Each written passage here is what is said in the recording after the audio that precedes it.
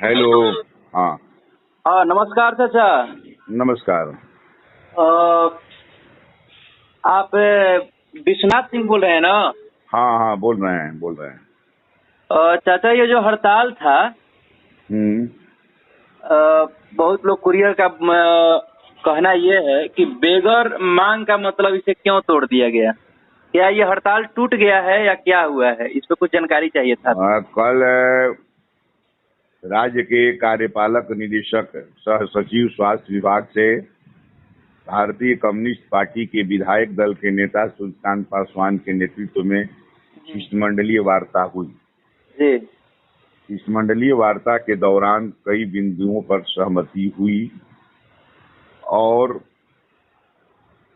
जो सहायक कार्यपालक निदेशक हैं जी। उन्होंने अनुरोध किया और विधायक जी ने भी हम लोगों से अनुरोध किया कि ये जो मिशन इंद्रधनुष चल रहा है, जिसमें 0 से 5 साल के जो बच्चे हैं जिनका टीकाकरण छूट गया है, उनको टीका देना है। और पहले ही बिहार में आशा के हड़ताल के कारण इसकी तिथि बढ़ाई जा चुकी है और दोबारा पुनः यह कार्य को बाधित करना जनपक्षीय क्रिया नहीं होगी। और हम लोग भी संगठन चलाते हैं तो जनता के प्रति भी हमारी जवाबदेही और जिम्मेदारी है। इसलिए उन लोगों के द्वारा दिए गए ईडी के आश्वासन के आलोक में और उनके अनुरोध पर हमने हड़ताल को स्थगित किया है। मतलब स्थगित हुआ है चाचा? स्थगित हुआ है, मतलब ये टूटा नहीं है?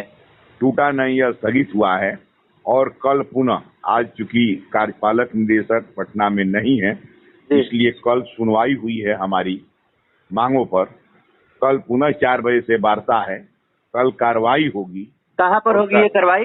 ये कार्रवाई मतलब जो राज्य स्वास्थ्य समिति है, जो ईडी का कार्यपालक निदेशक का चेम्बर है, वहीं न सुनवाई हुई है, तो कार्रवाई वहीं से न होगा। अच्छा, तो कल जो ये गर्दनी बाग में जो होता था प्रदर्शन, गर्दनी बाग में प्रदर्शन जो होता था वह हड़ताल के ही कारण धरना चलता था, इसलिए वो धरना भी हड़ताल, अनिश्चितकालीन हड़ताल जब स्थगित हो गया है और सारे वैक्सीन कुरियरों को इंद्रधनुष कार्यक्रम में जब लग गए हैं तो धरना भी स्थगित है। तो ये फिर पुनः धरना जो है अपने जगह पे आ सकता है ना? यदि जो सुनवाई हुई है और संतोषजनक कार्रवाई नहीं हुई तो इंद्रधनुष के बाद पुनः विचार करके आ सकता है जगह। क्योंकि बहुत कुरियर लोग ये बोल रहे हैं, हमारे ऊपर मैसेज आ रहा है मीडिया भाई के द्वारा। हम यूट्यूबर हैं संदेश एक आवाज से।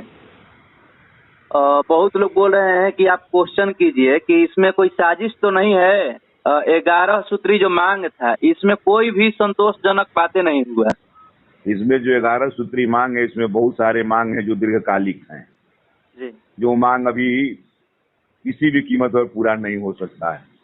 जैसे सरकारी सेवक का दर्जा देना, जैसे 26,000 न्यूनतम वैधानिक मजदूरी देना, जिसका काम का अवधि ही महीना में 8 दिन हो, तो जब तक उसके काम का अवधि 30 दिन नहीं होगा तब तक उसको न्यूनतम वैधानिक मजदूरी कैसे मिल सकता है और तब तक उसको सरकारी कर्मी का दर्जा कैसे मिल सकता है। ये आपको भी समझना होगा और जो आपसे सवाल पूछ रहे हैं उन लोगों को भी समझना होगा। क्या आप यह सवाल करने वाले अपने घर में 2 दिन हफ्ता में काम कराकर 7 दिन का मजदूरी दीजिएगा? जी नहीं। तो अभी कुरियर के जो कार्य की अवधि है वह मात्र हफ्ता में 2 दिन और महीना में 8 दिन है। तो जैसे विश्वनाथ, आप इस चीज को स्पष्टीकरण कर रहे हैं, बिल्कुल बता रहे हैं, वैसे कौशलेंद्र वर्मा क्यों नहीं बता रहे हैं? अब कौशलेंद्र वर्मा के तरफ से मैं जवाब नहीं न दूंगा। अब रह गया सवाल, इसलिए 1 नंबर का हमारा डिमांड यही है कि जो विभाग में योजना परियोजना चल रही है, इन योजना परियोजनाओं में प्राथमिकता के आधार पर पहले कुरियर को काम उपलब्ध करा करके 30 दिन इनको काम उपलब्ध कराया जाए। ये आपका मांग है? हाँ, 1 नंबर का यही मांग है। 1 नंबर का मांग यही है हमारा। और दूसरा मांग यह है कि सरकार से, यह भी एक दीर्घकालिक मांग है, कि सरकार 1000 की आबादी पर एक स्वास्थ्य मित्र का पद सृजित करे और उस पद पर उम्र सीमा शांत करते हुए प्राथमिकता के आधार पर कुरियर को नियुक्त करे। और जब कुरियर को नियुक्त करेगा तब न 26,000 रुपया का मांग और सरकारीकरण की बात उठेगी। तो मांग 2 प्रकार के होते हैं, एक दीर्घकालिक मांग भी होते हैं, जो लॉन्ग रन के लिए मांग किया जाता है, जो पॉलिसी से रिलेटेड डिमांड होता है, जो नीतिगत डिमांड होता है। किसी भी मांग पत्र में नीतिगत डिमांड होता है। अब जो तुरंत मतलब पूरा होने लायक डिमांड है जिस पर हम जोर देंगे और नहीं होगा तो फिर हम लड़ाई की शुरुआत करेंगे। जैसे मान लीजिए कि आम जन भी यदि उस पर बिजली गिर जाता है, ठनका गिर जाता है, मर जाता है, दुर्घटनाग्रस्त हो जाता है, उसको 4 लाख रुपया। बहुत लोग ये भी बोल रहे हैं चाचा कि 2 माह से ये हड़ताल है, इसमें कुरियर को क्या मिला? क्योंकि बहुत दिन से पटना आना जाना हुआ, कार्य भी बाधित रहा। हड़ताल यही मिला कि सरकार कुरियर से वार्ता करने के लिए मजबूर हुई। सरकार ने कुरियर को समझा, आम जनता ने कुरियर को जाना। यदि हड़ताल नहीं होता तो आप यूट्यूबर जानते थे कि कुरियर क्या होता है और उसकी समस्या क्या है? जी जी जी। इसके पहले आप जानते थे? बोलिए ईमानदारी के साथ, हम आप ही से सवाल कर रहे हैं कि ईमानदारी के साथ आप कहिए, ये हड़ताल नहीं होता तो आप जानते कि कुरियर क्या है और उसकी समस्या। इसका नेतृत्व करने वाले नेताजी लोग हैं, तो वे क्यों नहीं मतलब सामने आके और बिल्कुल सही तरीका से बात कर पाते हैं? हमने कई बार। अब दूसरे के संबंध में जो सवाल आप पूछिएगा हमसे, उसका जवाब हम क्या दे सकते? लेकिन वो तो नेतृत्व कर रहे हैं ना जनता को। नेतृत्व कुरियर का कर रहे हैं, जनता के भी नेतृत्व करने वाले लोगों से, भारत के प्रधानमंत्री से, वित्त मंत्री से आप क्या महंगाई और बेरोजगारी पर सवाल कर सकते हैं क्या?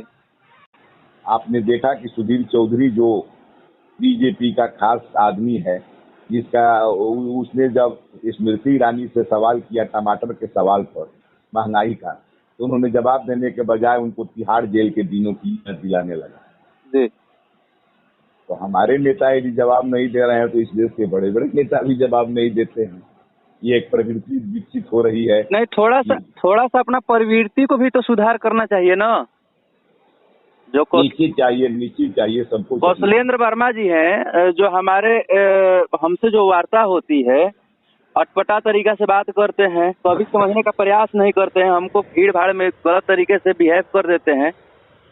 संगी हम उनके पास बहुत सारा कॉल किए हैं आज सुबह से, क्योंकि पटना हमको उचित नहीं है कि हम बराबर आएंगे और इंटरव्यू लेंगे। हम आपके पास छोड़िए, इंटरव्यू में ये सब सवाल उचित नहीं है आपका पूछना और हमारा बताना। चलिए ठीक है। और महसूस कर रहे हैं जो कुरियर लोग हैं, ये महसूस कर रहे हैं कि हम हमारी इस बात को सुन लीजिए। कुरियर महसूस कर रहे हैं तो आपको हमने स्पष्ट किया कि दीर्घकालिक और अल्पकालिक 2 किस्म के मांग होते हैं।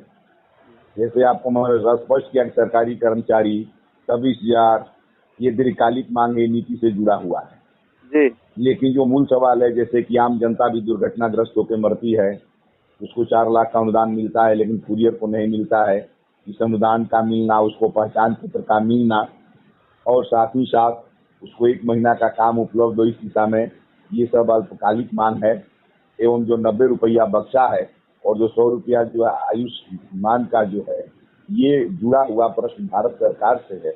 हम प्रयास करेंगे कि भारत सरकार को राष्ट्र स्वास्थ्य समिति रिकमेंड करे कि 90 रुपया बक्सा को जो 500 रुपया हमारा डिमांड है 500 और 100 रुपया का 300 करे।